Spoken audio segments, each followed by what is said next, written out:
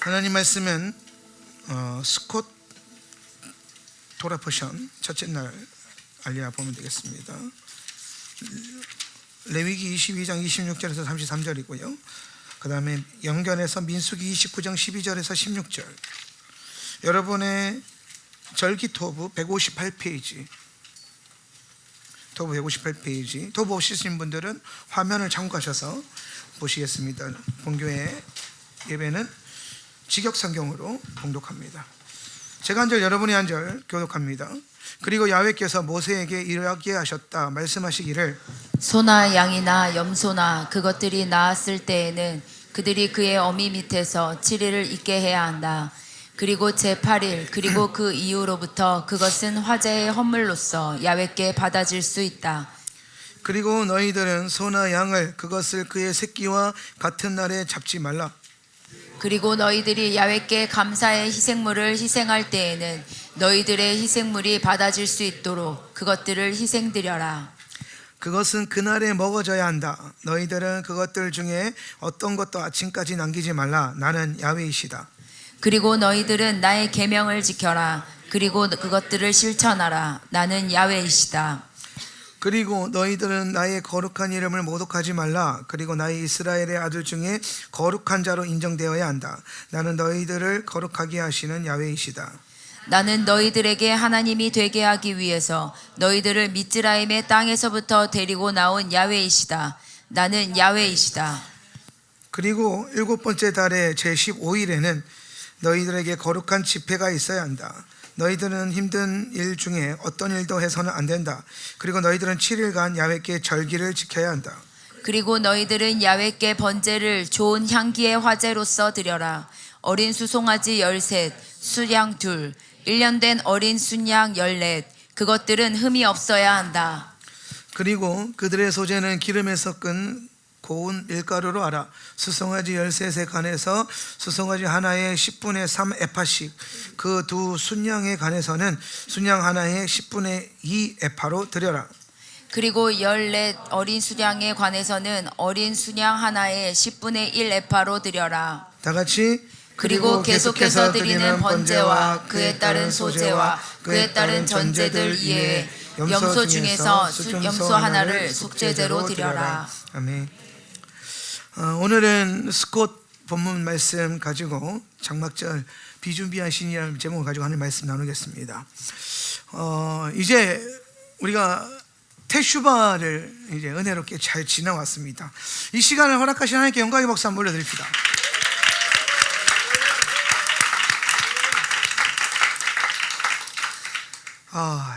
감격스럽죠. 저는 되게 감격 가운데 40일을 지나갔던 것 같아요.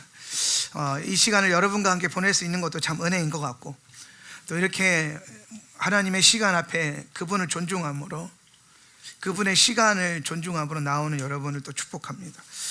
시간이 참 중요해요. 제가 성경 연구하면서 늘 느끼는 거는 시간을 똑바로 알아야 돼요. 이게 시간에 엇박자가 나면 만남이 없어지거든요. 그러니까 우리가 절기를 생각하면 이제 이 절기가 이제 히브리어로 모아딤인데요. 모아딤. 이 모아딤이 모에드라는 단어에서 봐요. 모에드는 무슨 뜻이냐면은 만남을 위한 시간 약속이에요. 그럼 이제 이 모아딤을 하나님이 언제 처음 만드시냐면 창세기 1장 14절에서 2층 천에 있는 우주죠. 온 우주 가운데 있는 만상이라고 하죠. 만상이라고 하는 것은 하늘의 별들을 말하는데, 별들과 두 광명체인 해와 달을 만드실 때에, 그러니까 하나님이, 여러분, 우리가 갖고 있는 창조론은 세상이 갖고 있는 과학에서 말하는 진화론과는, 이 빅뱅 이론과는 시작점이 다릅니다. 그러니까 시작점이 어떻게 다르냐면, 세상 과학은 우주가 존재해요. 그죠? 만상이 먼저 있어요. 그리고 그 중심에 갑자기 지구가 우연히 생겨요.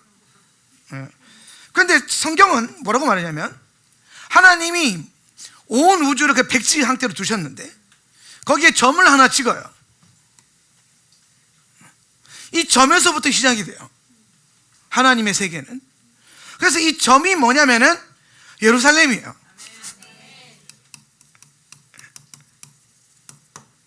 이 점이 예루살렘이고, 이 예루살렘이 곧 에덴이죠.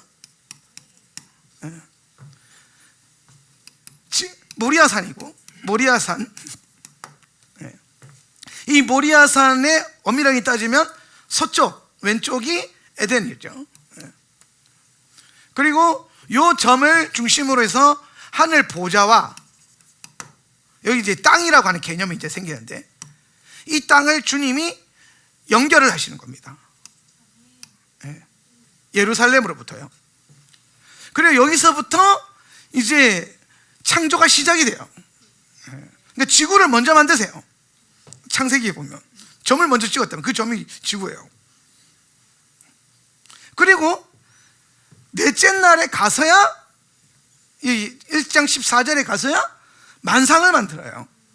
온 우주의 별들과 그리고 해와 달을 만들어요. 그리고 이걸 만들면서 동시에 뭐가 만들어지냐면 크로노스가 만들어져요. 시간이죠. 그러면 시간이 만들어지기 이전에도 시간이 있었다 없었다?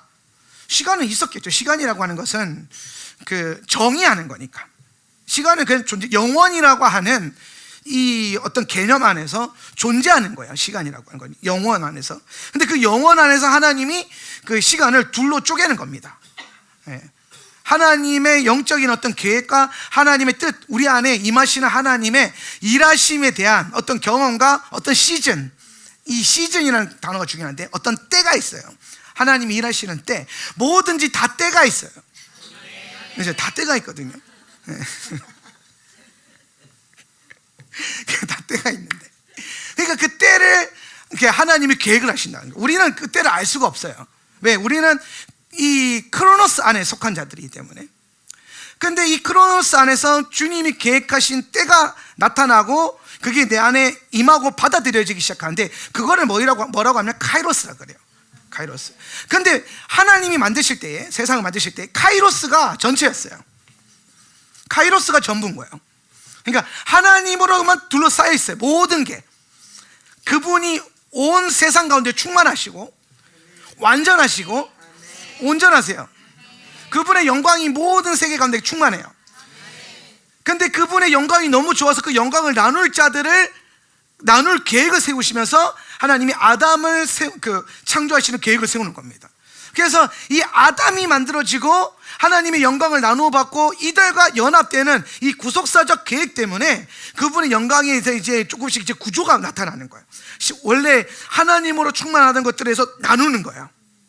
나누는 거죠. 그분이 충만한 어떤 공간이 있고 또 덜 충만한 공간이 있고 안 충만한 공간이 있고 이런 식으로 이제 계속 나눠가는 겁니다. 그리고 왜 나누냐면 구속사 때문에 그래요. 그러니까 하나님 아세요. 우리가 이 있는 그대로의 존재로는 답이 안 나와요. 인간이라고 하는 이 존재는 답이 없어요. 여러분은 답이 없단 말이에요. 그래서 하나님이 이 답 없는 인생을 답을 세워줘야 될 거 아닙니까? 그래서 그 답을 세우신 게 예수 그리스도예요.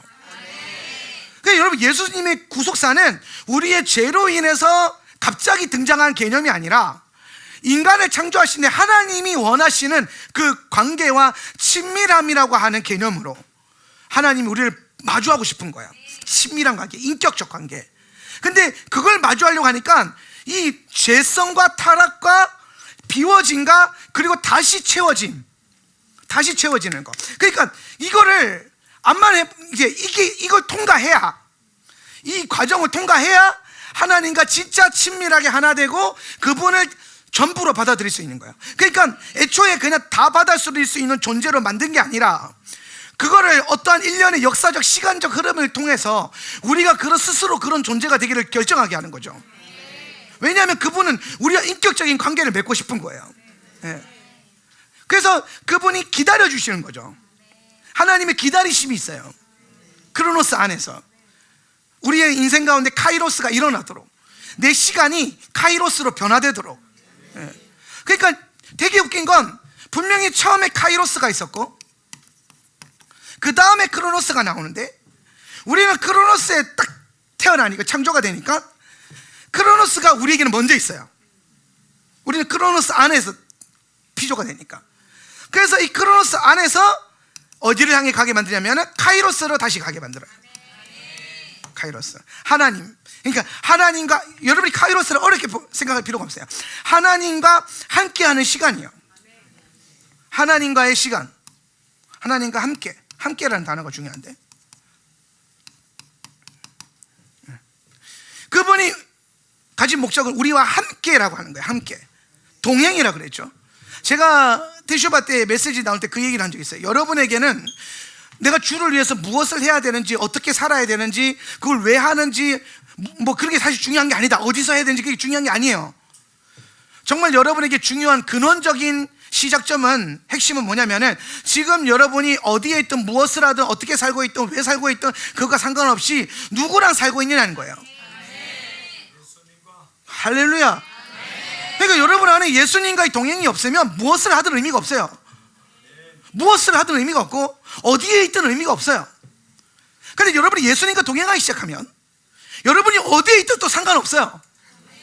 무엇을 하든 또 상관이 없어요. 그게 정말 중요한 개념은 뭐냐면 우리가 누구와 함께 동행하고 살아가고 있느냐는 거예요. 내가 예수님과 함께 사는, 예수님과 함께 동행하는 그 삶을 이루면은 거기서부터 하나님 나라라고 하는 이 믿는 자들에게 주신 이 엄청난 계획이 그냥 완성이 되는 겁니다. 네. 근데 그 하나님 나라, 나와 함께 하시는 이거를 하나님께서 두 가지 차원으로 이루어 가세요. 첫 번째는 공간 가운데 주님이 오세요. 내 공간 가운데 임하시는 거예요. 그 공간 가운데 임하시는 하나님을 우리가 뭐라고 하냐면은 임마누엘이라고 그래요. 네. 그러니까 우리 가운데 성육신 하셨죠. 몸을 입고 오셨잖아요, 그죠? 예수 그리스도로. 그래서 그분이 오셔가지고 임마누엘, 우리와 함께 하시는 하나님이 되셨어요. 이분은 이제 함께 하시려고 우리 공간 가운데 들어오신 거죠. 공간 가운데. 그리고 계속 우리의 공간 가운데 들어오고 싶어가지고 부활 승천하셔가지고 뭘 보내줘? 성령을 보내주시는 거예요. 그러니까 성령님이 우리 가운데 오시는 게 왜 유익하냐면은 그분의 은사와 능력이 때문이 아니라 우리의 성령으로 말미암아 우리가 믿음으로 영적인 원리와 믿음의 원리를 사용하면 24시간 예수님과 동행할 수 있어요. 성령과 함께. 성령님을 통해서 우리는 계속해서 주님과 영원이라는 시간을 누릴 수 있어요. 그래서 이 공간적 임마누엘을 온전히 이루는 게 뭐냐면 성령님이에요. 그래서 오늘 여러분에게는 늘 성령님의 임재가 필요하고 이 예배 안에는 하나님의 임재가 너무나도 필요해요. 여러분의 예배를 종교적인 기능이나 어떤 여러분의 종교적인 만족을 채우는 도구로 만들어서는 안 됩니다. 오늘 반드시 여러분의 예배의 핵심은 그리스도께서 여러분의 심령 가운데, 그리고 이 공간과 이 예배 시간 가운데 임하시는 그분의 임재예요. 우리와 함께 하신다는 그 감각과 개념이에요. 그게 실제로 여러분 안에 부어지고 느껴지고 채워지는 그거예요. 우리는 오늘 이 시간 이 예배를 통해서 예수님을 더 받아들이고 예수님을 더 충만하게 마주하게 될 거예요. 그 공간 가운데 성령신 하시는 이 오심, 그리고 이 세상이 공간과 시간으로 분리가 됐기 때문에 시간 가운데서도 주님이 함께 하시고 싶어 하겠죠, 그죠? 그래서 그 시간 속에서 우리와 함께 하실 계획을 세운 게 절기예요. 만남을 위한 뭘 잡았다? 약속 시간을 잡은 겁니다. 이거를 시작부터 잡으신 거예요. 시간을 만들 이유부터. 그러니까 창세기 1장 14절에서 만상이 만들어지는 이유는 예수님과 우리가 만나야 되는 명확한 시간과 타이밍 때문이에요. 만상은 여러분을 살게 하는 그 어떤 기능에서 출발하지 않아요. 모든 별자리의 운행함과 해와 달의 공전과 뭐 이게 여러 가지 우리 지구의 공전과 자전, 그 다음에 뭐 행성 간의 뭐 또 정렬됨, 여러 엄청난 하나님의 설계가 있죠. 온 우주를 바라보면. 근데 그 모든 설계의 목적은 그리스도와 하나님의 백성과의 만남을 위한 스케줄을 위해서 존재하는 거예요. 그 사인이에요. 그래서 여러분 창세기 1장 14절 말씀 한번 읽어보면, 창세기 1장 14절에 한번 읽어볼까요? 하나님이 시작. 하나님이 이르시되 하늘의 궁창에 광명체들이 있어 낮과 밤을 나뉘게 하시고 그것들로 징조와 계절과 날과 해를 이루게 하라. 자, 여기서 해와 달을 만드시고, 그 해와 달을 만드신 목적이 첫 번째는 뭐냐면은 낮과 밤, 그러니까 시간적 구분을 하는 거예요. 저기서. 근데 여러분, 낮과 밤이 두 번 나뉘어져요. 그렇죠? 빛이 있으라 하고 낮과 밤을 만드시고, 그러니까 카이로스적인 시간 개념을 만들고, 여기서는 크로노스적인 시간 개념을 만드는 거예요. 이제 요거 두 개가 합쳐지는 때가 언제냐? 예수 그리스도의 재림이에요. 그래서 이제 완전히 변화되는 새 하늘과 새 땅이라고 하는 건 뭐냐면, 여러분이 살게 되는 시스템과 환경 자체가 완전히 바뀐다는 겁니다. 그러니까 하늘과 땅이 그냥 다시 하나가 되는 거예요. 모든 여러분이 이 땅이 에덴이 되는 거죠. 그때를 위한 거고, 저기서는 이제 주님이 나누시는 거예요. 왜? 하나됨을 위해서 나누신 거예요. 그러니까 하나님이 보셨을 때에 그분과 우리가 하나가 되려면 나누어져 있어야 돼. 그리고 하나 돼야 돼요. 구속사라고 하는 이 시간들이 왜 우리에게 필요하냐? 왜 인류의 7,000년의 역사가 필요하냐? 많은 질문을 던질 수 있지만, 우리보다 온전하고 뛰어나신 그분이 우리와 함께 하시고 우리에게 그분의 나라를 주시기 위해서 세우신 가장 완벽한 계획이 구속사입니다. 그래서 우리가 이 구속사 안에서 주님의 그 계획하심과 설계를 믿어야 돼요. 그래서 우리가 내가 뭘 해야 될지를 따라가는데, 아무튼 저기에서 해와 달이 존재하는 목적이 뭐냐면은 시간을 만들고, 그 시간과 해와 달의 그 여러 가지 어떤 기능을 통해서 징조, 표를 만든다는 거예요. 하나님은 뭔가 여러분 가운데 오시기 전에 징조를 일으키세요. 여러분, 하나님의 일들이 일어나기 전에, 영적인 일들이 일어나기 전에는 징조가 먼저 있어요. 징조가 먼저 생겨요. 그래서 우리가 명확하게 알 수 있어요. 여러분, 우리가 징조라고 하는 것이 사실은 예수님의 재림이라고 하는 어떤 엄청난 큰 구속사적 사건에만 일어나는 게 아니라 여러분의 개인적인 신앙적인 시간 가운데서도 징조가 있어요. 하나님이 어떤 은혜를 주실 계획이 있고, 주님 복 주실 계획을 세우시고 영광을 나누어 주실 계획을 세우셨는데, 그걸 어느 순간 갑자기 즉흥적으로 부어주지 않습니다. 하나님은 하나님 백성으로 하여금 기대하게 하시고 소망하게 하시고 믿고 바라보고 걷게 하세요. 그냥 잘 알아서 살고 있으면 갑자기 부어지는 개념이 아니라는 겁니다. 성경을 읽어보면 하나님의 사람을 택하시고 이끄십니다. 그분이 허락하신 뭔가를 위해서 이끌어 가세요.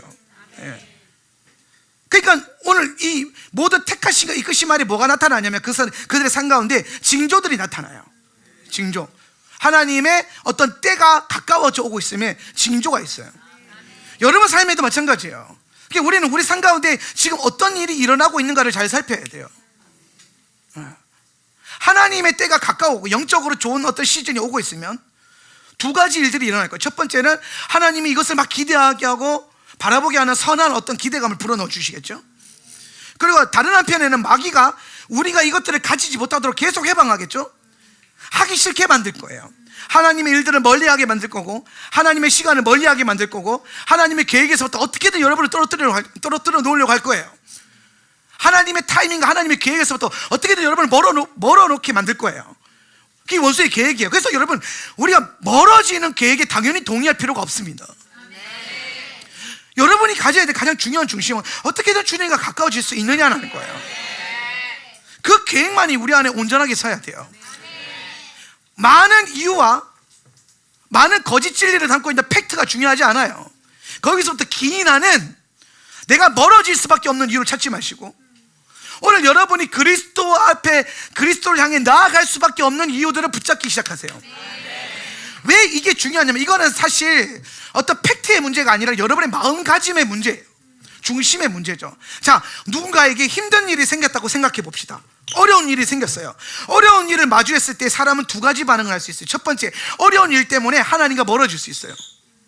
그렇죠? 왜 내게 하나님 이런 일을 주시는 거야?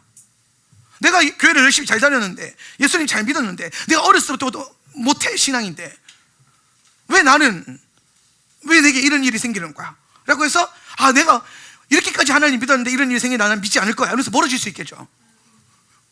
그런데 어떤 사람들은 똑같은 어려운 일이 생겼을 때 내가 지금 어려운 일이 생겼구나, 힘든 일이 생겼어, 그래서 나는 더 기도할 거야. 나는 힘든 일이 생겼으니까 2배로 기도하고 2배로 말씀 읽고 2배로 예배 나올 거야. 평소 같으면 주일에 1부 예배만 나오는데 1부, 2부, 3부 다 들어볼 거야. 막 이런 식으로. 설교가 똑같든 말든 상관없어요. 중요한 건 설교를 이해하는 게 아니라 예배의 시간을 하나님께 드리는 거죠. 제사를 드리는 거잖아요. 그러니까 똑같은 문제를 두고 어렵다라고 하는, 힘들다라고 하는 이 문제를 두고도 선택하는 반응들이 다 다르다는 겁니다. 왜 달라질까요? 방향성의 문제예요. 제가 여러분에게 오늘 나누고 싶은 건 여러분은 선한 방향성을 가질 필요가 있다는 거예요. 그리고 우리는 반드시 우리 인생의 모든 것에 대해서 선한 방향성을 가질 수 있어요. 원수가 속이는 모든 속임을 물리칠 수 있어요. 여러분, 원수는 여러분에게 와서 끊임없이 거짓말할 거예요. 뭘 가지고? 뭐 가지고? 팩트를 가지고. 그렇지. 팩트가 거짓의 중심입니다. 그러니까 여러분, 팩트를 따라가지 마세요. 팩트가 여러분의 삶의 기준이 될 수가 없어요. 예수님을 만나면 예수님은 내 삶에 일어나고 있는 팩트에 대해서 전혀 말하지 않아요. 여러분, 주님을 만났을 때 주님이 지금 내 삶에 대한 뭔가를 계시하지 않습니다. 우리는 예수님을 만나봤는데 예수님 만나니까 그분은 만나자마자 지금 내 삶 가운데 일어나고 있지 않은 일들을 얘기하고 있어요. 그게 우리 입장에서는 넌팩트예요. 그죠? 우리 입장에서는 페이크는 아닌데 넌팩트잖아요. 아들아, 내가 너를 굳세게 하리라. 참으로 내가 너를 도우리라. 내가 너를 잘되게 해줄 거야. 근데 나는 지금 잘 안 돼 있단 말이지. 그러니까 이건 팩트는 아니에요. 그렇다고 해서 페이크도 아니에요. 주님이 나를 이끌려고 사기치는 것도 아니란 말이에요. 다만 이 팩트가 시간으로 봤을 때 나는 현재에 속한 존재지만 그분은 시간 위에 계시는 분이란 말이에요. 나는 크로노스 안에 있는 사람이지만 그분은 카이로스 가운데 운행하시는 분이에요. 그러니까 크로노스 안에서는 카이로스의 계시를 팩트로 받아들일 수가 없어요. 그러니까 우리가 하나님과 동행하고 하나님을 믿는다는 건 절대로 팩트로 나아갈 수 없어요. 목사님, 이게 사실이잖아요. 그게 사실이잖아요. 그렇죠, 사실이죠. 우리 기준에서는. 근데 그게 하나님 기준에서는 팩트일지 몰라도 진리이지는 않다라는 거죠. 무엇이 진리입니까? 여러분을 향한 하나님의 계획이 진리예요. 우리를 향한 하나님의 뜻이 진리예요. 그럼 그분이 내게 뭐라고 하시는가가 더 중요한 거예요. 내 삶에 어떤 일이 벌어지고 있든 내 삶에 무슨 상황이 일어나든 그게 중요하지 않아요. 정말 중요한 건 지금 내 삶을 이끌어가고 있는 그분의 메시지와 말씀이 뭐냐라는 거예요. 그분의 계획이 뭐냐라는 거예요. 나는 지금 그분의 계획을 향해 걷고 있는지 아니면 인생의 팩트만 따라 걷고 있는지. 그 차이가 오늘 우리의 인생의 가장 중요한 삶의 질을 결정하고 영적인 질을 결정하고 어쩌면 그게 여러분 인생의 결론을 결정할 거예요. 팩트를 추구하지 마세요. 그렇다고 해서 여러분 이 세상에 있는 모든 실제적인 일들을 외면하라는 게 아니라 우리는 팩트에 다분히 세상적인 미혹에 속고 있다 이 말입니다. 그래서 우리는 이 팩트를 예수님이 뭐라고 하시는지를 봐야 돼요. 자, 고난을 마주할 때 이 고난을 내가 봤을 때는 안 좋은 거죠. 고난은 좋은 걸로 오진 않잖아요.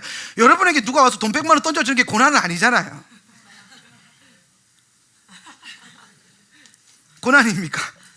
아니잖아요. 그죠? 예. 여러분에게 뭔가 좋은 게 그러니까 사실 고난이라고 하는 거는 사실 나를 힘들게 하는 거예요. 나를 좀 어렵게 만드는 거죠. 힘들고 어렵게 만드는 거예요. 그런데 내가 봤을 때 이 고난이 힘들고 어려운 일인데 예수님께 기도해서 예수님, 내 삶 가운데 왜 고난이 왔습니까? 이 고난을 내게 주신 연출하신 주님의 이유가 뭡니까? 모든 계획은 주님 안에 있으니까 왜 이걸 기획하셨습니까? 그랬을 때 주님이 이 문제에 대해서 뭐라고 하시겠죠? 야, 그거 고난 아니야. 자세히 봐봐. 그거 디딤돌이야.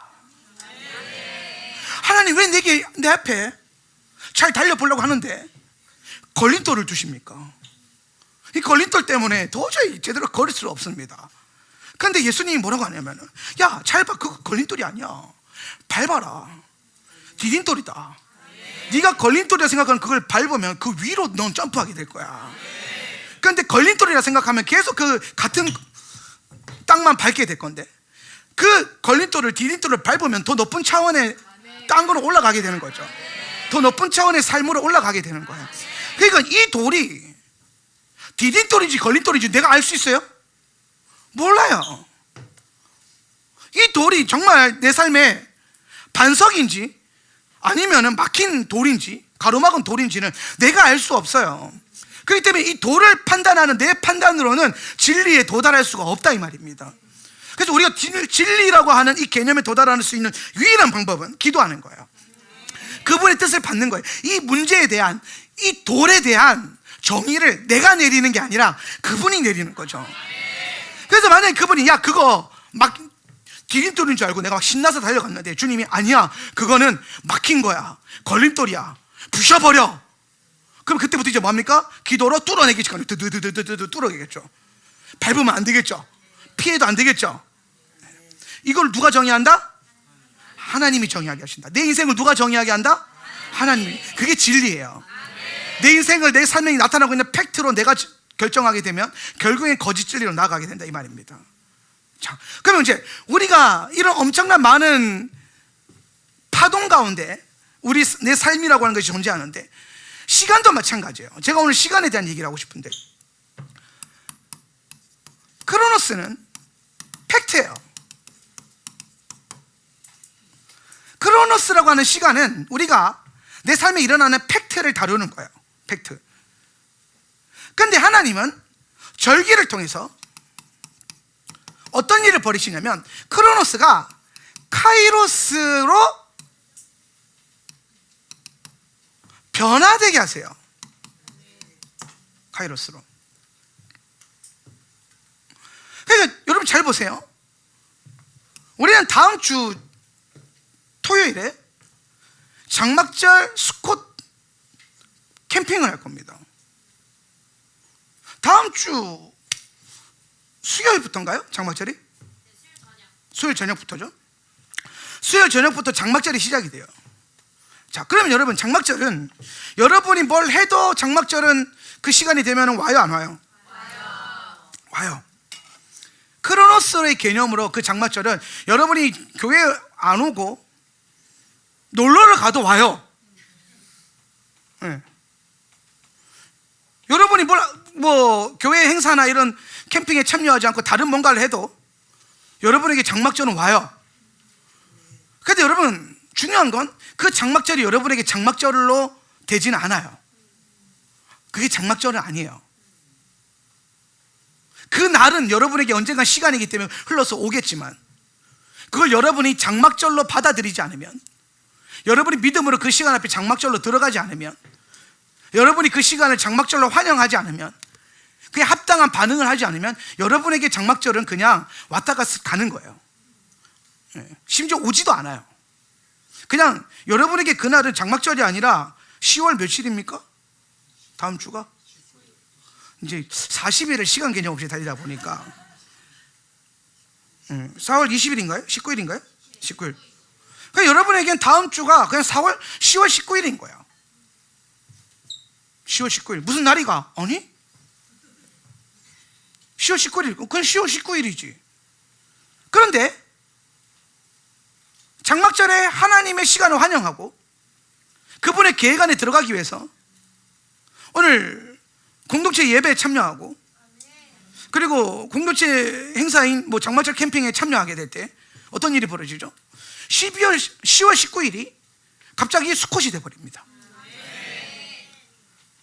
다른 사람들에게는 10월 19일이지만 믿음으로 내가 들어가면 나는 그 시간을 수컷으로 받아들이고 장막절이 되고 그 장막절의 축복을 나는 믿음으로 받게 돼요. 이게 카이로스예요. 굳이 절기가 아니더라도 우리는 이 절기의 원리 안에서 우리의 매일을 카이로스를 누리게 할 수 있어요. 여러분에게 오늘이 그냥 일요일이 될 수도 있었어요. 그리고 저 밖에 있는 수많은 사람들은 그냥 일요일로 살고 있어요. 그리고 지금 여러분이 누리고 있는 이 시간이 그냥 12시 32분일 수 있는데 여러분은 지금 예배당에 나와서 공동체와 함께 예배하며 연합하고 있죠. 그래서 여러분에게 지금이 뭐가 되냐면 12시 32분이 아니라 예배 시간이 된 거죠. 예배를 드리게 되면서 여러분은 오늘은 썬데이가 아니라 주일이 되어버렸죠. 여러분 이건 달라요. 이 다름이 여러분의 팩트를 바꿀 수는 없지만 이 다름이 여러분의 영혼을 바꿀 수는 있어요. 이 마음가짐과 이 자세가 여러분의 그 현존하고 있는 현실 세계는 바꿀 수 없을지 몰라요. 저는 바꿀 수 있다고 믿지만, 그런데 분명히 확실한 사건은 여러분이 하루를 받아들이고 절기를 받아들이고 하나님의 시간을 받아들인 이 마음가짐과 패턴과 믿음을 변화시키면 여러분의 영혼이 달라져요. 많은 사람들이 절기를 따를 때에 이 모아딤 만남의 시간이라고 했죠. 하나님은 여기에 모든 걸 걸었어요. 우리와 만나는 거. 왜 그분이 제일 멋이냐? 나와 함께 하고 싶으셔서 임마누엘 하시려고. 왜 성령을 보내주셨느냐? 늘 나와 함께 하시려고. 왜 시간을 창조하셨고 왜 안식일과 절기를 만드셨냐? 나랑 특별히 만나고 싶어서. 그래서 만남의 시간을 정한 게 절기예요. 그래서 우리가 하나님의 백성으로 이 절기의 만남의 시간을 따라서 이걸 내 삶의 기준, 여호와의 7 절기를 이걸로 정리할게요. 여러분 삶의 기준으로 정하면 여러분 삶 가운데 어떤 일이 일어나냐면 하나님과의 자연스러운 계시적인 만남이 일어나요. 계시적인 만남이에요. 계시적인 만남이라는 게 무슨 뜻입니까? 뭔가 하나님의 계획 안에서 뭔가 드러난 비밀이 드러나면서 주님의 계획이 드러나고 여러분에게 허락하신 하나님의 축복과 은혜가 드러난 상태로 만나게 된다는 겁니다. 그게 계시적 만남이에요. 그런데 그게 7 절기 안에, 여호와의 7 절기 안에 다 숨어 있어요. 그래서 고대 근동의 모세의 백성들이나 혹은 1세기의 예수 시대의 그 제자들이나 지금 우리도 마찬가지지만 모든 사람들이 이 시스템 안에서 살게 되면 자연스럽게 예수 그리스도의 초림과 재림 안에서 그분을 만날 수 있게 돼 있어요. 왜? 만남의 핵심이니까. 이건 만남이 핵심이니까 만나게 돼요. 근데 우리가 이 스케줄을 내 삶의 기준으로 쓰지 않으면 어느 순간 그분을 만나야 되는 타이밍에 그분을 떠나서 엄한 데가 있을 거라는 거예요. 제가 자주 하는 예화인데, 예를 들어서 제가 내일 여러분에게 맛있는 호텔 뷔페를 쏜다고 칩시다. 언젠간 그런 일이 일어날 거예요. 언젠간. 대충 한 800만 원만. 그래서 제가 약속을 하는 거죠. 여러분에게 내일 12시까지 내가 좋아하는 이제 아리아로 칩시오. 아리아로 모이십시오. 그러면 제가 여러분에게 뷔페를 쏩니다. 그랬어요. 그래서 얘가 신나가지고 12시에 저를 갔어요. 여러분이 막 오겠죠. 12시 되면. 그럼 와서 막 실컷 누리겠죠. 또 음식도 먹겠지만 저를 만나겠죠. 그게 목적이잖아요. 음식이 목적이에요? 음식보다 더 귀한 걸 잡으십시오. 그래서 저를 만나고 저와 함께 시간을 보내고, 그러니까 우리끼리 행복한 시간을 갖겠죠. 근데 갑자기 내일 12시까지 모이라고 그랬는데 느닷없이 저녁 7시에 와가지고 없다고 뭐라고 하고, 뭐가 안 나타난다고 뭐라고 하고, 못 먹었다고 뭐라고 한다면 이거 도대체 누구 책임입니까? 여러분, 하나님이 여러분에게 복 주실 계획을 세웠는데 여러분을 더 나아지게 하고 더 좋아지게 하고 뭔가 여러분 삶 가운데 주님의 본래 계획을 드러날 수 있도록, 그분의 본래 계획이 제일 좋아요 사실은. 그럴 수 있도록 모든 걸 갖춰놓고 그걸 받을 수 있는 시간을 정하셨단 말이에요. 근데 그 시간이 안 들어와 놓고 나중에 와서 하나님을 원망한들 결국에는 그 시간 안에 못 들어가면 만날 수도 없고 받을 수도 없고 누릴 수도 없고 얻을 수도 없는 겁니다. 오늘 이 개념 안에서 우리가 절기를 그냥 지나가게 하는 내 하루 10월 19일이나 아니면은 어떤 날들이 되게 하는 것이 아니라 예수님이 정하신 그 시간이 나의 시간이 되게 하는 거죠. 세상은 10월 19일이라고 말하지만 나는 그날을 수코스로 부르겠다. 그래서 나는 수컷답게 이 시간을 보내겠다. 전환을 일으키고 변화를 일으키고 기준을 새로 잡으면 어떤 일이 일어나냐? 자연스럽게 여러분이 신부 단장이 됩니다.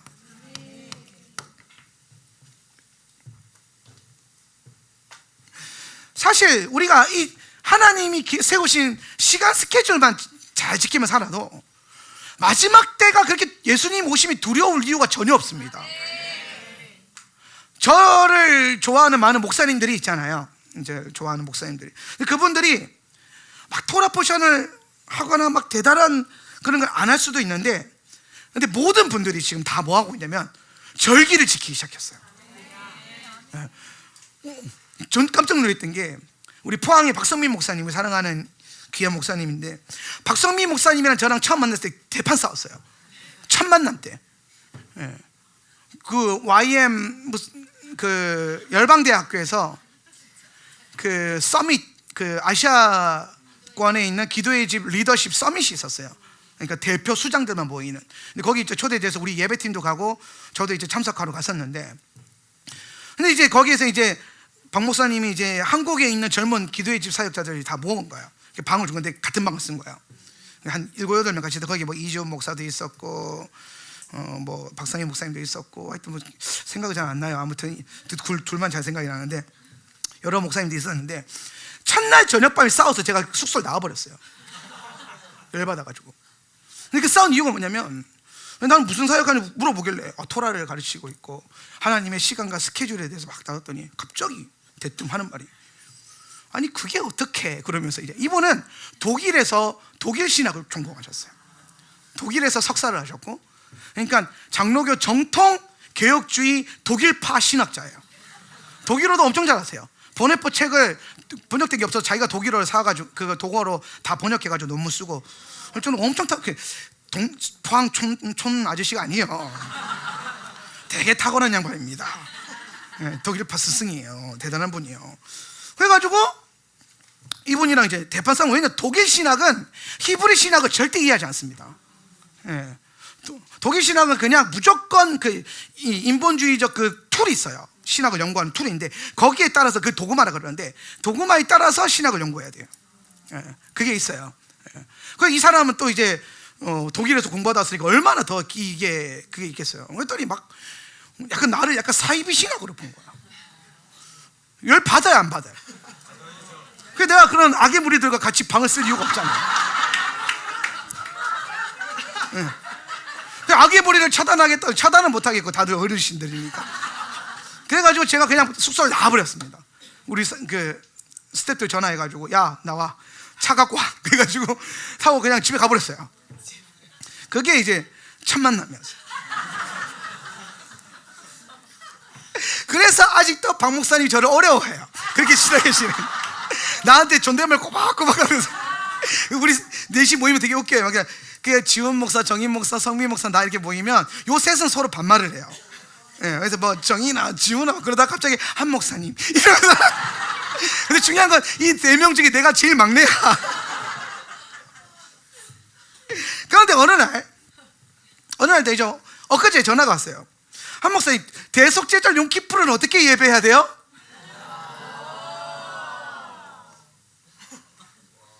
그래서 우리 용키푸르 그냥 차바스로 대체했는데요.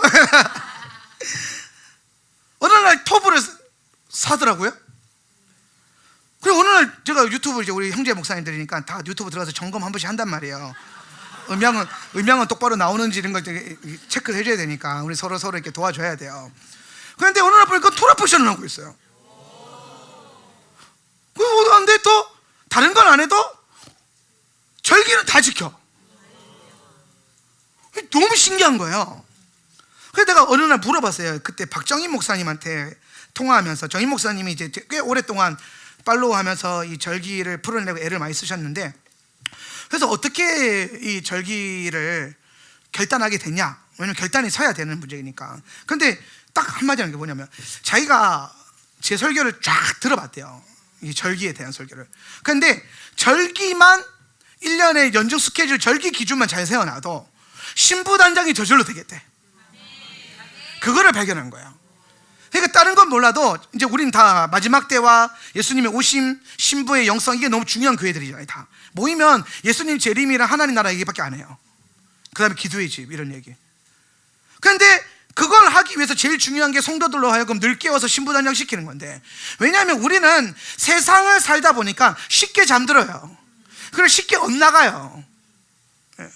여러분, 잃어버린 한 마리 양이 여러분 모두가 다 99마리 양이라고 착각하면 안 돼요. 우리는 쉽게 우리 경로를 이탈한단 말이에요. 그러니까 목회를 해보면 그게 많이 드러나거든요. 그런데 절기만 잘 따라가도 들어야 될 메시지, 깨어 있어야 될 타이밍에 명확하게 깨어 있을 수 있겠고, 처음에는 저는 그렇게 말하잖아요. 나팔절에 공중재림하시고 용키푸르에 그 지상재림하시고 장막절에 천년왕국 여신다. 할렐루야. 반드시 그렇게 좀 있습니다. 왜 그러냐면 그분이 7절기 중에 봄절기를 6월절에 죽으시고, 무교절에 장사되시고, 초실절에 부활하시고, 오순절에 성령을 보내주셨어요. 그래서 초림을 다 이루었단 말이에요. 그럼 초림 다 했으니까 재림은 대충 하자 이러겠습니까? 재림은 아무 때나 하자 이러겠습니까? 아니에요. 재림도 나팔절, 대속제절, 용키푸르, 수콧, 이 시스템 안에서 명확하게 이루어 가실 거라는 거예요.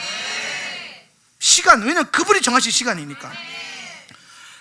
처음에는 그게 납득이 잘 안 됐대요, 목사님들이. 그래도 나팔절에 오신다는 건 좀 막 그런 거 있잖아요. 우리는 항상 내일 오실 것처럼 살아야 되잖아요. 복음주의적 종말론, 내일 주님 오실 것처럼. 근데 여러분, 사실 그건 허상입니다. 그건 듣기에 좋은 호울일 뿐이에요. 예수님이 우리에게 성경에서 오시다겠다고 말씀하신 타이밍이 있는데 왜 내일 오실 것처럼 살아요? 아니면 엄밀하게 따지면 지금 내 안에 계신 예수님과 사는 게 맞아요. 내일 오실 것처럼이 아니라 지금 주와 동행하는 거, 지금 그리스도와 걷는 거, 이게 오히려 더 복음적인 거지. 내일 오실 것처럼 사세요, 이거는 이 종말론이 희미하던 시대에서나 써먹기는 거지. 지금은 뭐 유튜브다 뭐다 책이다 뭐다 해서 이 하나님의 스케줄에 대한, 캘린더에 대한 계시가 풀어져 있는데 내일 오실 것처럼 산다, 그거는 말이 안 되는 겁니다. 우리는 때와 시를 분명히 알아야 됩니다. 그렇게 살면 헛발질합니다. 그래서 여러분, 절기 안에서 자연스럽게 이 절기의 시스템이 뭐가 되냐면 내 삶의 기준점이 되게 하는 거예요. 내가 요땐 요거 해야 돼. 내가 장막절에는 이거 해야 돼. 6월절에는 이거 해야 돼. 요런 오순절에는 뭐 10데이 해야 돼. 요런 기준들 있잖아요. 그 기준이 나를 이끌어가면 자연스럽게 주님의 재림 앞에서 단장되어 있는 자기 모습을 발견하게 된단 말이에요. 그런데 아직 멀었으니까 그래놓고 자기 마음대로 살면 어느 순간 들이닥쳤을 때에 정신 못 차립니다. 마중 못 나갑니다. 여러분, 기름을 준비하셔야 돼요. 우리 이번에 우리 양현 지사님이 5처녀의 설교는 5처녀의 그 기름에 대한 비밀이 토라인 것 같다. 너무 명확하게. 저도 100% 동의하는 게, 여러분 생각해 보세요. 그 기름이 준비되어 있지 않으니까 신랑이 왔는데 어떻게 해요? 마중을 못 나가요. 얼마나 심각한 일이에요 이게 지금. 신랑이 그토록 기다리던 신랑이 왔는데 기름이 없어서 마중을 못 나가요. 신랑은 오실 길을 밝힐 등불이 꺼져 있어요. 그러니까 그제서야 기름 사러 가는데 와보니까 혼인전 지분이 닫혀버려요. 근데 토라를, 내 삶에 내 주의 말씀이 내 발의 등이요 내 길에 빛이니이다. 토라가, 주의 토라가. 그럼 이 토라에 따라 살면 기름이 마를 리가 없어요.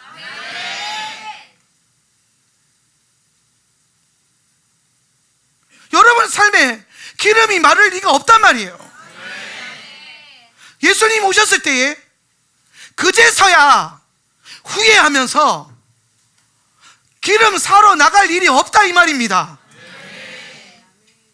뭐 한다면 절기를 따라서, 절기를 따라간다는 것은 토라를 따르고, 왜 토라에 그게 나와 있으니까, 기준점이니까. 테슈바도 사실 마찬가지예요. 그 40일이라고 하는 긴 여정 동안 우리가 결단을 하고, 참 여러분들이 결단하면서 예배 나오는 거 볼 때마다 제가 막 되게 많이 울컥했어요. 왜냐하면 여러분 형편 내가 다 알잖아요. 쉽지 않은데, 쉬운 여정은 아닌데, 또 못 오더라도 온라인으로도 나와가지고 막 이름 올리면서 그렇게 발버둥 치고 어떻게든 메시지를 붙잡고 예배를 붙잡겠다고 그 시간을 빼앗기지 않겠다고 애쓰는 모습을 보면서 진짜 제가 많이 도전받았고 감격을 했어요. 이 40일 여정을 지나온 여러분 모두에게 주님이 반드시 역사하시고 반드시 축복으로 갚아주실 것을 기대합니다. 안 주시면 저한테 와서 뭐라고 하세요. 가서 좀 계산을 다시 하고 올 테니까. 이게 쉬운 여정이 아니거든요. 근데 정말 수고하셨고 애쓰셨고 귀합니다. 그게 성도죠. 하나님의 시간을 내 기준으로 잡는 거. 적어도 끝까지 포기하지 않고 부여잡는 그 믿음. 우리는 그 견딤이 사실 필요해요. 마태복음 24장에서도 끝까지 견디는 자가 구원을 얻겠다고 말씀하셨어요. 끝에 가서 정신 차리는 사람이 구원받는다고 하지 않았어요.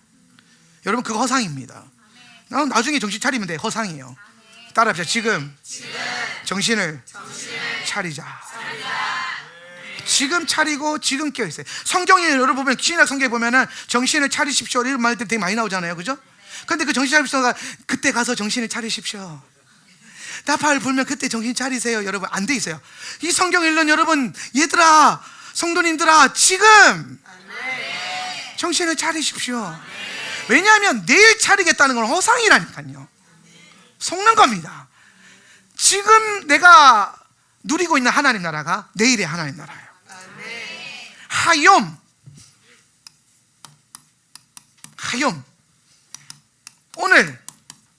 오늘이 뭐다? 하욤. 오늘이 그날이다. 하욤의 형성. 오늘 저 형성이 있기 때문에 우리는 40일 꼬박 하나님 앞에 온전히 드린 거예요. 금식하면서. 왜? 우리는 40일을 달린 게 아니죠. 사실은 우리는 40일을 견딘 게 아니라 하루하루를 견뎠을 뿐입니다. 하루하루를 제단으로 드렸을 뿐이에요. 여러분의 그 하루가 모여서 40일을 이룬 거고, 그게 여러분에게는 이제 신부단장 되는 예복인 거예요. 그 옷을 입은 거죠. 그래서 이제 우리가 5, 7, 8, 5년에 더블 포션의 그 주님의 계획으로 들어가는 겁니다. 할렐루야. 그러니까 주님은 다 목적과 계획이 있단 말이에요. 그 목적과 계획 안에서 저기에 들어가게 하시려고 단장시키고, 새로운 시즌을 준비해놓고 단장시키고 준비시키고, 그러니까 매일의 삶 가운데 나는 늘 깨어서 단장하고 준비하는 삶이 아주 중요하다는 겁니다. 다음 주가 되면 우리가 장막절의 시간들을 누리게 될 텐데, 여러분의 가치와 즐거움에 대한 전환이 좀 있었으면 좋겠습니다. 장막절을 그냥 교회 캠핑하는 행사 뭐 이렇게 여길 수도 있고, 또 어떤 분들한테는 굳이 불편한데 야외에서 텐트 치고 자야 되나, 이런 고민을 할 수도 있을 것 같아요. 그러나 여러분, 즐거움의 기준을 좀 바꿔보겠습니까? 이게 나는 호텔 체질, 저는 호텔 체질이에요. 저는 호캉스를 좋아합니다. 저 어디 싸돌아다니는 것도 싫어하고, 그냥 외국에 좋은데 비행기 타고 한번 비행기 타보는 느낌이 좋으니까. 너무 많이 타니까 힘들더라고요. 그래서 미국, 이스라엘 이런 거는 좀 빡세고, 한 동남아에 3, 4시간, 5시간 이렇게 타고 비행기 좀 탔다, 밥 한 끼 정도 먹고, 그리고 내려서 호텔에서 쉬고, 잠깐 마실 나갔다 면서 좀 새롭네 그러고 들어와서 또 호텔에서 쉬고 놀고, 그럼 얼마나 즐겁겠어요. 그런데 갑자기 안락한 집을 나와서 얄부리한 텐트 하나 쳐놓고 거기서 아마 뭐 오들오들 떨 수도 있겠지만 그러면서 캠핑을 하자고 하니까 또 막 나는 이 잠자리가 바뀌면 잠을 못 자는데 하시는 분들도 있죠. 그렇게 좀 유별나게 구시는 분들. 다 그럴 수 있어요. 네, 다 이해합니다. 그럴 수 있어요. 그런데 여러분, 세상적인 관점이나 인간적인 관점으로 그게 즐거운 기쁜 날이 아닐 수 있는데, 근데 여러분 거기에 예수님이 여러분 텐트에 함께 그 좁은 공간에 들어오신다고 한번 생각을 해보세요. 예수님이 여러분과 하룻밤을 텐트 안에서 같이 보내주시는 거예요. 주의 장막에서. 정말 여러분, 주의 장막에서의 하루가 궁궐에서의 첫날보다 낫다라고 하는, 그거 고백시키려고 제가 그날을 굳이 그렇게 1박 캠핑을 시키는 겁니다. 그래서 제가 여러분에게 권면드리고 싶은 것은 다음 주 캠핑이 여러분에게는 주의 장막에서의 하루가 되었으면 좋겠어요. 뭐 가족들끼리 간만에 캠핑한다, 좋다, 맛있는 거 야외에서 먹는다, 이런 느낌도 좋지만 그런 즐거움도 있죠. 그런데 정말 우리 안에, 우리 가정이 주의 장막에서 이 하루를 보내는데, 그게 궁궐 같은 호텔보다, 호텔에서 첫날을 보내는 것보다 낫다라고 하는 그런 고백이, 다들 표정이 왜 그래요? 낫다, 그런 고백이 여러분 안에 있었으면 좋겠습니다. 왜냐하면요,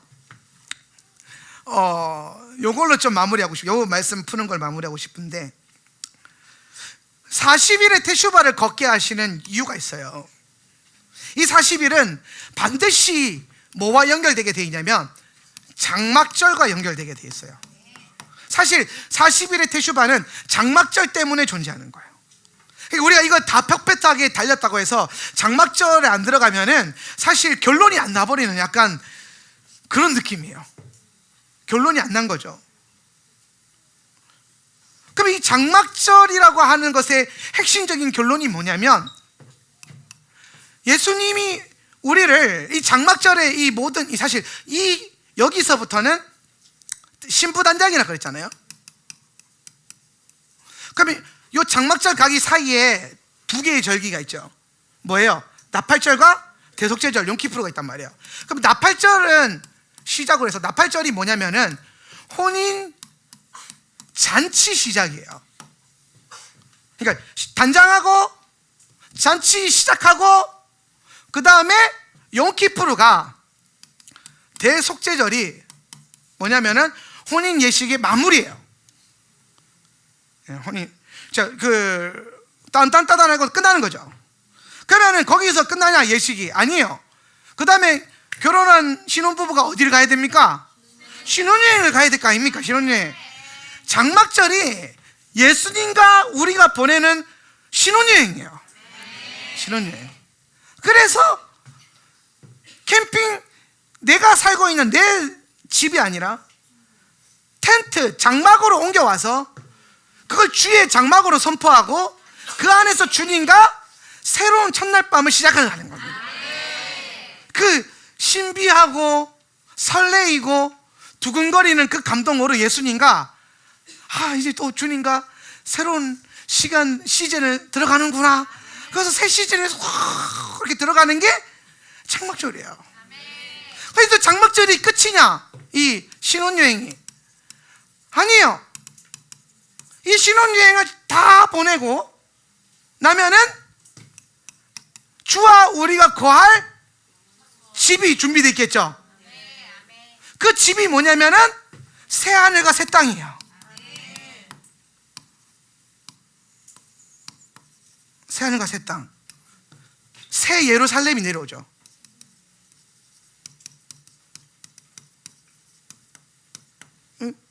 미스난다 점점. 새 예루살렘이 내려와요. 그래서 요 장막절 신혼여행 요 기간이 우리의 구속사정 일정에서 뭐냐면은 천년왕국이에요. 그래서 천년왕국을 우리는 주의 통치와 다스림 안에 보내는 그분의 왕국이라고 개념을 알고 있지만, 좀 더 영적인 차원을 가면 그거는 주님과 함께 이 땅에서, 마치 이스라엘 백성들이 40년 광야를 돌면서 장막살이 하면서 그 땅에 들어가기를 기다렸던 것처럼, 우리도 요 새하늘과 새 땅, 주님이 예비하신 집이 있거든요. 처소가 있거든요. 여기 들어가기 전에 준비하는 단계. 주님과 함께 행복한 시간을 누리는 거죠. 그게 장막절이에요. 여러분의 장막절이 저런 가치가 있었으면 좋겠어요.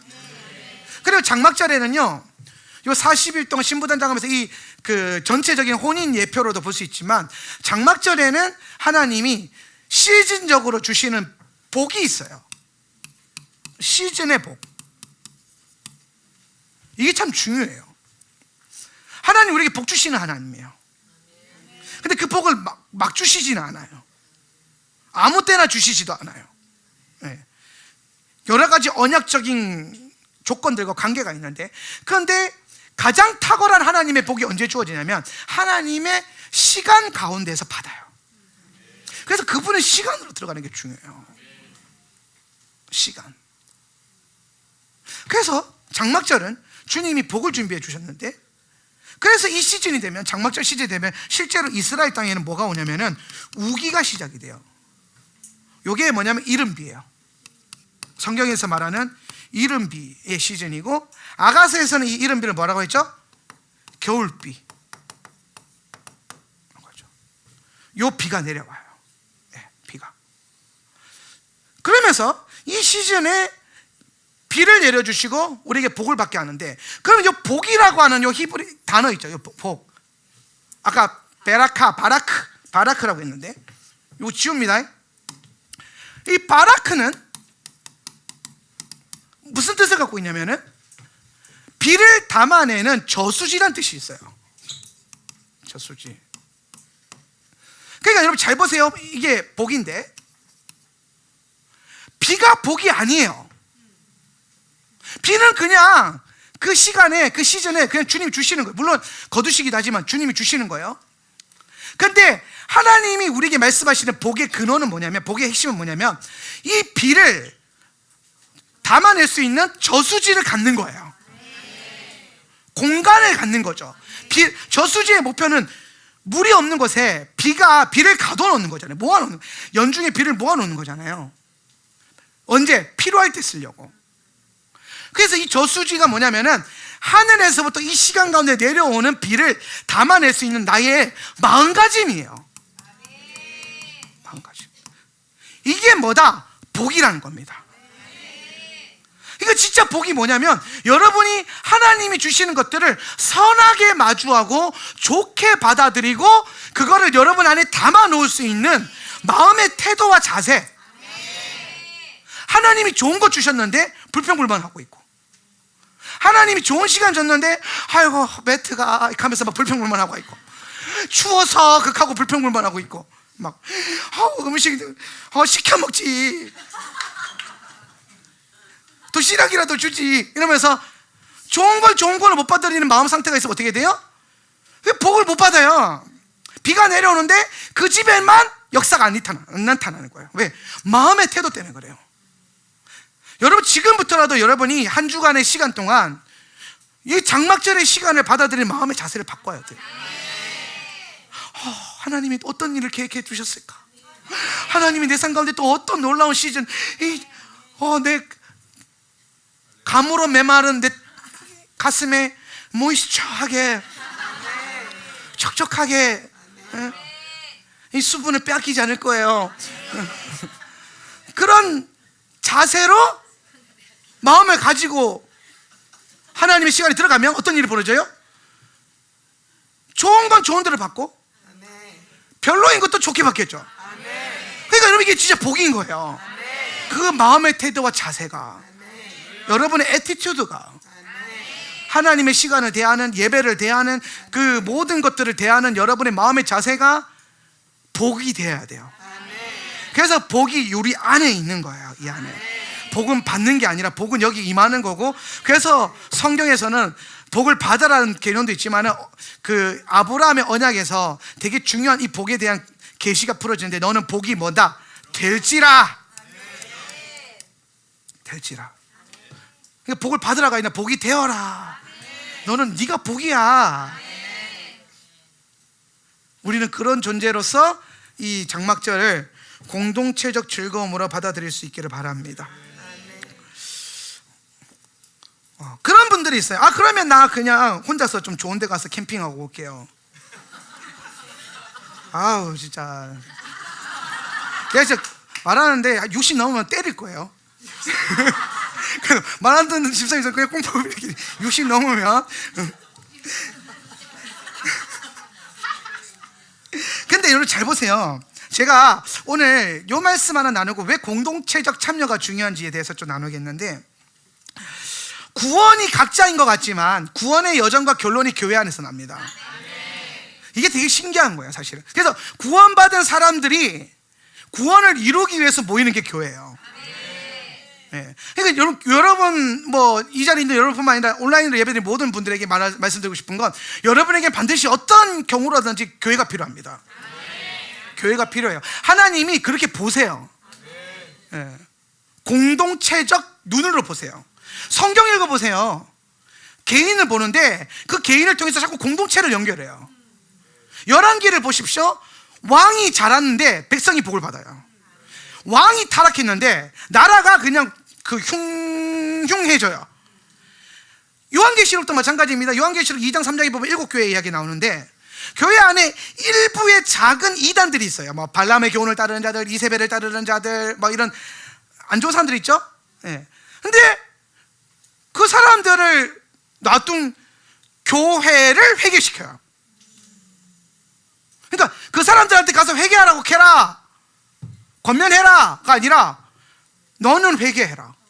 그런 사람들이 너 안에 있다는 거예요. 그러니까 하나님이 지금 일부에 있는 어떤 그 문제들을 전체로 보신다는 거죠. 이게 공동체적 요성이에요.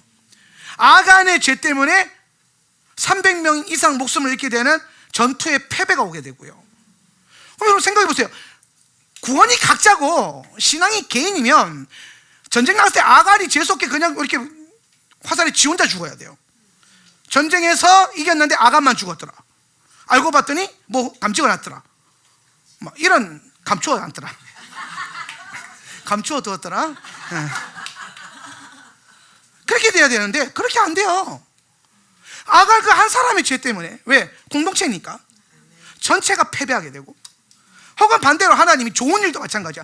다윗 한 사람 때문에 이스라엘을 제사장 국가로 만드시고, 그죠? 영원한 언약을 세워주죠. 어떤 한 사람, 아담 한 사람의 죄로 전 세계가 타락하지만 온 인류가, 예수 그리스도 단 한 사람의 속죄로 모든 인류가 구원받을 수 있어요. 그러니까 여러분, 개인은 반드시 뭐와 연결되어 있다?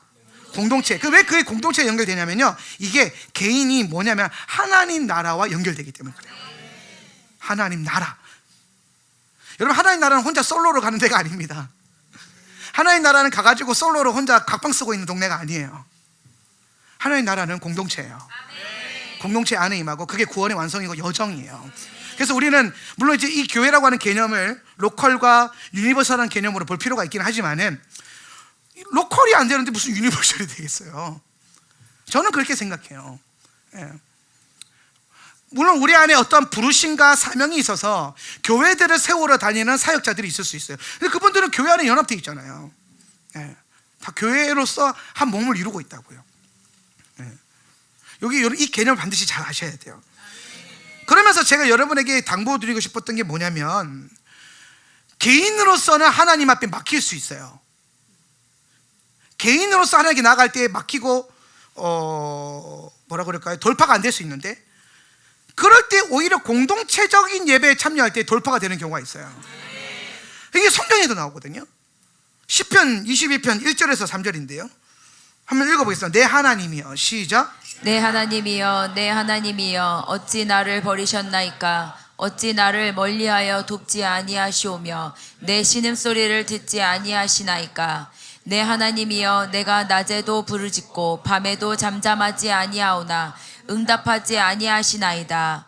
이스라엘의 찬송 중에 계시는 주여, 주는 거룩하시니이다. 이게 무슨 말이냐면요, 이 시편 기자가 앞에서는요, 내 하나님이요 라고 개인적으로 나가요. 나를 버리셨나이까? 나를 도와주십시오. 그러면서 왜 내 쉬는 소리를 들어주지 않습니까? 왜 내게 응답하지 않습니까? 그러니까 이 사람이 혼자 주님께 뭔가 나가서 기도를 한 거예요. 주님 앞에 나가는데 그냥 막힌 거야. 하나님 역사를 안 하시는 거예요. 응답을 안 하시는 거예요. 그런데 이 개인과 하나님과의 관계에 막혀있던 관계가 언제 이 사람이 풀리는가 경험하냐. 3절에서 이스라엘의 찬송 중에 거하시는 주는 거룩하십니다. 그래서 이스라엘의 찬송 중에 이 사람이 들어간 겁니다. 지금 공동체적인 예배와 활동에 참여를 한 거예요. 그랬더니 거기서 계시는 주님을 발견을 한 거예요. 그러면서 이 시편 기자의 기도가 이 공동체 이스라엘의 기도와 예배와 모임 안에서 돌파되는 걸 경험하고 그 다음부터 막 관계가 또 바뀌어요. 이 기자가 그 다음부터 이제 우리 가운데 이스라엘 중에 우리 모임 중에 이렇게 막 넘어가거든요. 예. 여러분 지금 이 구조가 뭘 말하냐면 우리가 하나님 앞에 개인적으로 기도하며 나아갈 때 주님 응답하시죠. 역사하십니다. 그런데 어떨 때는 우리가 하나님 앞에 나가는데 내 어떠한 영적인 상황이 문제일 수도 있고 저주가 있을 수도 있고 상처나 묶임이나 거짓 진리나 여러 가지 묶임이 있을 수 있단 말이에요. 우리가 속는 게 올 수 있단 말이에요. 그래서 그 순간 내가 하나님께 나갈 때 막히는 겁니다. 돌파가 안 돼요. 이거는 영적으로 딱 묶여버리면 개인이 절대로 돌파가 안 됩니다. 너무 답답한 거예요. 그러니까 시편 기자가 막 애타면서 기도하는 거예요. 왜 내 기도를 안 들어줍니까? 잘 들어주다가 왜 갑자기 말씀 안 하십니까? 그러면서 막 한탄하고 있을 때에 이가 아마 저는 이 2절과 3절 사이에 인터벌이 좀 있다고 보는데 뭔가 어떤 기회가 있어서 전체 공동체 예배에 참여하게 되었겠죠. 제사 가운데 예배 가운데. 그런데 거기에 하나님이 계신 걸 발견한 거예요. 그러니까 내 안에 어떤 문제로 인해서 이렇게 하나님 못 만나고 있다가 이 하나님이 계신 공동체로 내가 들어가서 예배하니까 내가 그 하나님을 만나는 그 공동체 안에 들어가게 됐죠. 그러면서 거기서 하나님 발견하죠. 그러니까 나라고 하는 존재가 막혀있던 게 공동체적 참여 안에서 뭐가 되냐? 돌파가 되고 참여가 되고 만나진다는 거예요. 여러분 성경에 이런 내용들이 굉장히 많습니다. 오늘 여러분에게 왜 교회가 필요하고 또 교회를 필요를 넘어서 공동체적 참여가 왜 중요한지가 여기서 나오는 거예요. 여러분 혼자 알아서 깨어있으면 신앙생활 잘 될 것 같아요? 그럴 거면 주님이 그리스도의 몸이라고 하는 교회를 왜 만드셨겠습니까? 십자가 위에서 약해서 만드신 게 아니에요. 여러분이 각자가 약해서 교회를 만드신 게 아니에요. 하나님의 목적과 계획과 뜻이 있어서 그분의 의도와 뜻을 이루기 위해서 교회를 주님께서 몸으로 이루신 거예요. 그래서 우리가 교회를 통해서 공동체적 참여를 통해서만 여러분이 누리고 얻게 되는 영적인 유익이 따로 있다는 겁니다. 오늘 여러분이 다음 주에 있을 장막절을 어떻게 준비하고 어떻게 마주하고 있을지 잘 모르겠는데 오늘 예배 후에 셀 모임 하면서 많은 고민들도 좀 해보세요. 뭐 이렇게 차도 마시면서 이번 셀 처음 시작이라서 지원금 나눠드렸는데 맛있게 드시고 좋은 시간 보내세요. 할렐루야. 근데 그때 여러분 안에 그 모임 안에서 이 장막절을 마주하는 어떤 특별한 계획을 셀별로 좀 세워보고 또 한 주간 여러분이 교우들과 함께 이 시간을 주님의 시간을 마주하는 어떤 영적인 기대감과 즐거움이 여러분 안에 그 공동체적 참여를 통해서 나타날 수 있었으면 좋겠어요. 그래서 할 수 있으면 참여할 수 있었으면 좋겠어요. 시간이 되시면 시간 된다고 이거 웃긴다. 하나님 만나는 건데 어떻게 시간을 될 때 만나니? 되게 웃긴 일이에요, 그죠? 예배는 시간대에서 하는 게 아니에요. 막 얘기하다 보니까 갑자기 마음이 상하는데 예배는요 시간을 드리는 거예요. 공동체적 참여도요 예배적 차원으로 여러분이 받아들이셔야 돼요. 오늘 여러분 그 안에 여러분 스스로가 시간을 만들어서 주님 앞에 몸의 참여로 그리스도와 함께 연합되는 복된 신비가 저와 여러분 가운데 풀어지길 축복합니다. 그렇게 우리가 하나님이 주시는 그 축복의 시간들로 여러분에게 이 장막절이 주어졌으면 좋겠습니다. 마무리할 때 스가랴서 14장 16절 17절 읽겠는데 자리에서 일어나 주시겠습니까? 이 말씀 한번 읽고 기도할 건데요. 예루살렘을 시작. 예루살렘을 치러 왔던 이방 나라들 중에 남은 자가 해마다 올라와서 그 왕 만군의 여호와께 경배하며 초막절을 지킬 것이라. 땅에 있는 족속들 중에 그 왕 만군의 여호와께 경배하러 예루살렘에 올라오지 아니하는 자들에게는 비를 내리지 아니하실 것인즉. 아멘. 스가랴에서 이제 사실 이 스가랴 14장은 마지막 때와 천년왕국의 그 사이, 또 혹은 천년왕국을 포함하는 개념인데, 거기에서 하나님이 하시는 예언이에요. 예루살렘을 치러 왔던 이방 나라들 중에 남은 자가 해마다 올라와서 그 왕 만군의 하나님 여호와께 경배하며 초막절을 지킬지나. 장막절을 지키러 올라오라 이거죠. 근데 이걸 지금 이스라엘을 향해 선포하지 않았어요. 누구를 향해 선포했어요? 이방 나라들이에요. 이방 나라들. 땅에 있는 족속들, 우리 모두죠. 그 왕 만군의 여호와께 경배하러 예루살렘에, 장막절에 예루살렘에 올라오지 아니하는 자들에게는 비를 내리지 않을 것이다. 지난 40일 동안 하나님이 저희 공동체를 테슈바의 시간과 여정으로 이끄셨어요. 저는 시작할 때부터 되게 기대감이 있었어요. 왜냐하면 좀 뭔가 기름 부음과 은혜가 남달랐고 소망을 자꾸 얻게 하시더라고요. 뭘 준비하셨지? 이분이 또 우리에게 뭘 주시려고 이 시간을 헌신하라고 하시는 거지? 심지어 금식도 하면서 40일 금식을 이루어냈습니다. 감사해요. 다음 세대와 하나님 나라를 위해서 40일 동안 모든 성도들이 주 1회 이상, 주 하루 이상 금식하면서 이 시간을 보낸 게 저에게는 매우 뜻깊고 하나님 나라 차원에서 뭔가 일어날 거라는 기대감이 있어요. 근데 성경을 마주해 보니까 이 테슈바 시간 동안 우리를 이끄시고 또 장막절을 준비하시면서 결론은 주님은 뭘 하셨냐면은 비를 준비하신 것 같아요. 비를 준비하셨어요. 그분이 우리에게 비를 내려주실 거예요. 메마른 심령 가운데, 그리고 열매도 보이지 않고 푸른 잎사귀도 보이지 않는 것 같은 광야 같은 여러분 인생 가운데 비를 준비하셨어요. 근데 여러분, 이제 이 비를 주님이 내려주시려고 우리를 장막으로 모으시는 거예요. 왜냐하면 성경에 기록되어 있잖아요. 장막절을 지키는 자에게 이 비가 내려올 거야. 그러니까 비가 모여서 구름을 만들었는데, 주님이 구름을 만드셨어요.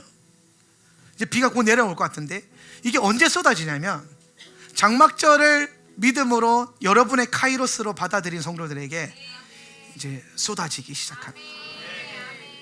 놀랍죠? 아, 주님이 이 비를 준비하셨구나. 40일 동안 이스라엘의 그 광야에 우기 때 비가 오면 한 달 만에 푸른 산이 됩니다. 엄청난 변화가 일어나죠. 그래서 그 비가 너무 중요해요.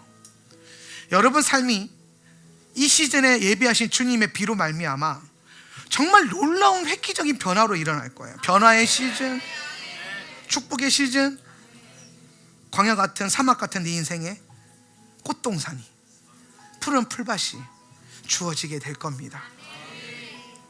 그래서 우리는 그 믿음의 소망을 갖고 이 말씀을 이루기 위해서 예루살렘을 오르듯 오늘 우리의 말씀을 오르며 장막절을 들어가는 거예요. 저와 여러분에게 비를 준비하신 하나님의 비를 받아내는 축복의 마음 자세가 있길 바랍니다. 제가 아까 그랬잖아요. 바라크는 비가 아니라 비를 담아내는 우리의 마음 자세예요. 여러분의 심령이에요. 하나님에 대한, 하나님 일들에 대한 여러분의 마음의 태도예요. 그것을 먼저 주님 앞에 준비시켰으면 좋겠습니다. 그래서 기도할 때에 말씀 생각하면서 우리 한번 기도하기를 원하는데, 하나님, 오늘 나의 심령이, 내 마음이 이 장막절 시즌에 내려주시는 주님의 비를 충분히 담아낼 수 있는 복된 심령이 되게 하여 주시옵소서. 오늘 내 안에, 내 심령 안에 주님의 복이 임해서 오늘 주님이 주시는 모든 것들을 은혜로 담아 누리는 은혜가 있게 하여 주시옵소서. 우리 시간 생각하며 기도하겠습니다. 주여,